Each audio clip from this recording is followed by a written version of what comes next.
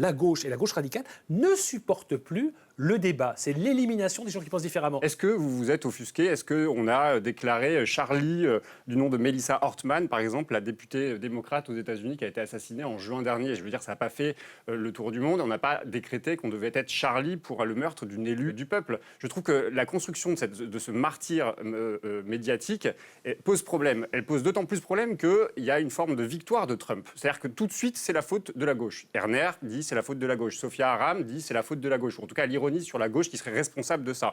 Vous avez sans doute vu passer la semaine dernière l'étude qui a été publiée qui montre qu'aux États-Unis, sur 370 actes d'assassinat, de crimes, c'est le fait à 93% de l'extrême droite. Donc la violence en politique, c'est ça qu'il faut interroger. En France, on a vu des gens, c'est au fond qu'un mec d'extrême droite se fasse flinguer, on s'en fout. Voilà, il y avait quand même cette idée-là, et ça me dérange profondément. Parce que c'est vrai qu'il se fasse flinguer ou réduire au silence. Vous pouvez prendre une balle, mais vous pouvez prendre une balle professionnelle. Moi, j'ai connu Libération après les années 80, où les débats existaient, où effectivement on n'était pas d'accord, mais on mettait en scène nos désaccords. Aujourd'hui, dans les rédactions, on ne met plus en scène les désaccords, on tente de réduire au silence. La direction laisse les gens très libres, c'est la rédaction en général qui trouve que vous ne devriez pas penser comme cela. Non seulement on veut vous réduire au silence, mais on veut même avoir votre peau. C'est aussi simple que ça. Aujourd'hui, la gauche, parce que c'est vraiment à gauche que je vois ça, la gauche et la gauche radicale ne supportent plus le débat. C'est l'élimination des gens qui pensent différemment.